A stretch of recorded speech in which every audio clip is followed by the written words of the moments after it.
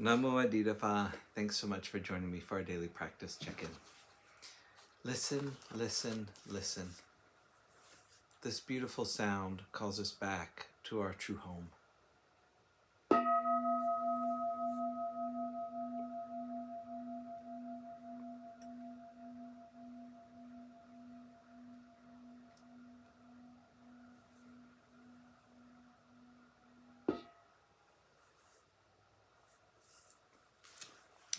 The first mindfulness training.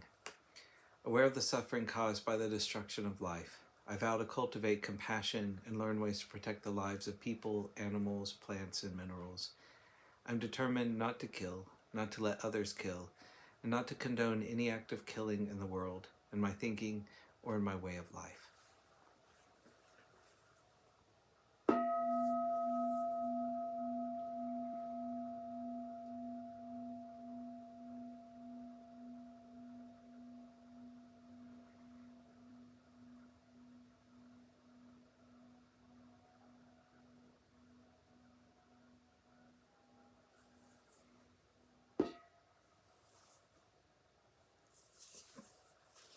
For Dharma lessons, we're reading Ajahn Munindo's book, Unexpected Freedom.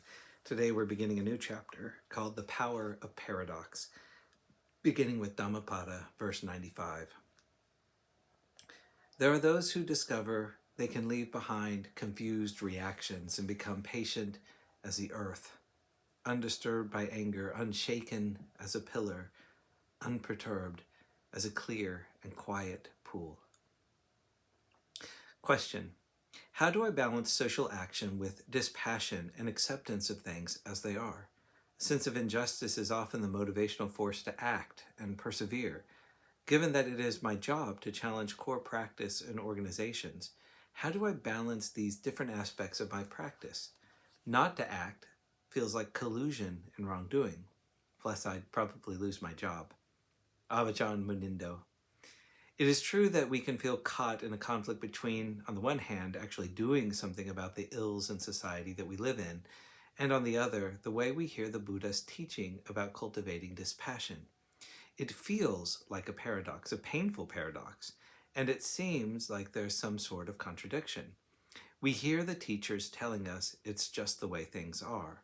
Perhaps you feel angry and frustrated about this. Perhaps you say, this isn't good enough. The world we live in is full of injustices, and there are things going on that are simply wrong.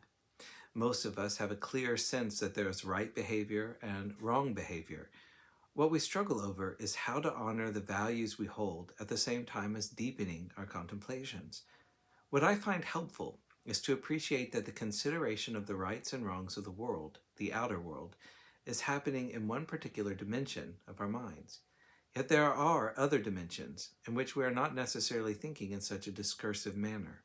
Probably you have experienced what it is like when the mind is silent, and yet there is still a clear knowing operating.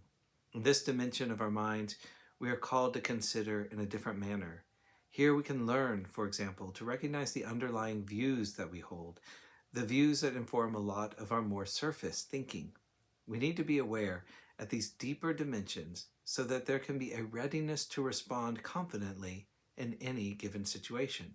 Much of our formal practice is concerned with creating suitable conditions for becoming acquainted with the underlying views and tendencies of our minds.